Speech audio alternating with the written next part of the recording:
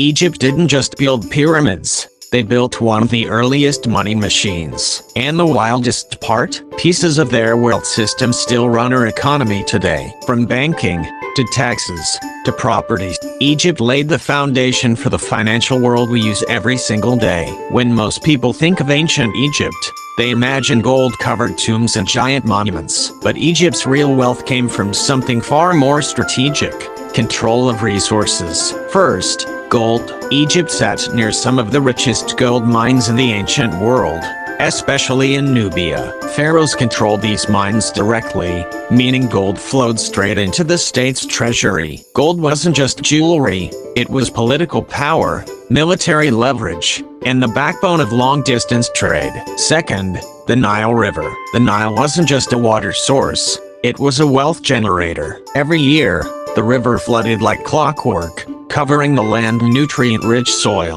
That flood cycle produced massive agricultural surpluses, and whoever controlled the Nile controlled the food supply. Put those two together, gold plus the Nile, and you get a civilization with the perfect combination of hard assets and renewable wealth. This wasn't luck. It was economic strategy long before that word even existed. Now here's where things get crazy. Egypt didn't just store grain.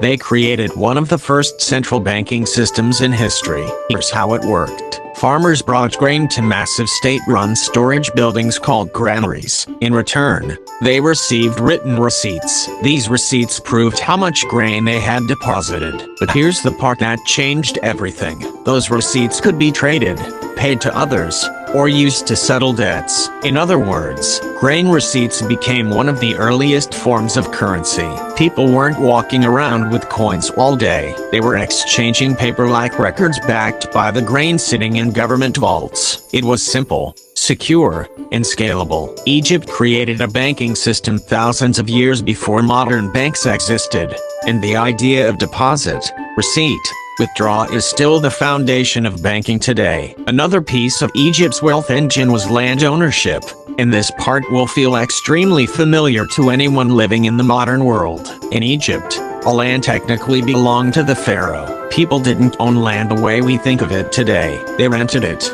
either by paying in crops, labor, or taxes. This created a perpetual wealth cycle. Pharaoh owns the land, the people rent the land, they farm the land, and they pay taxes from the crops the land produces. The state gains resources without lifting a finger. The people get access to farmland. The system renews every season. Sound familiar? It should, because today, governments still generate wealth through property taxes, land leases, zoning fees, resource rights, and more. Egypt wasn't just a kingdom, it was a structured economic engine built around controlled land.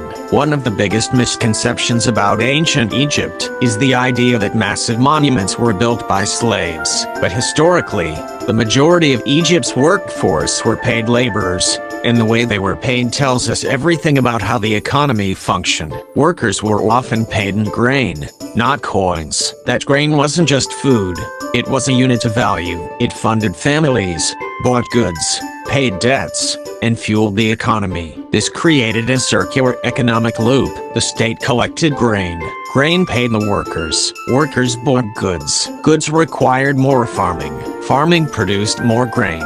Grain went back to the state. A perfectly closed system where wealth never left the kingdom. This stability is exactly why Egypt lasted for thousands of years. So how does a 5,000-year-old civilization influence the world today? More than you think. Start with banks. Egypt's grain receipt system was an early version of deposit slips, checks, and even digital balances we use today. Taxes. Just like farmers paid the pharaoh with crops, we pay governments with money tied to our labor and property and land rights. The state still controls zoning, permits, land ownership laws, and resource rights. Just like Pharaoh controlled farmland and water access, controlled resources, modern nations still dominate oil, minerals, water access, trade routes. The same strategy Egypt used with gold and the Nile. Our economy is not new. It's a more advanced version of systems the Egyptians pioneered thousands of years ago. Egypt didn't predict the future. They built the framework for it. These systems never disappeared.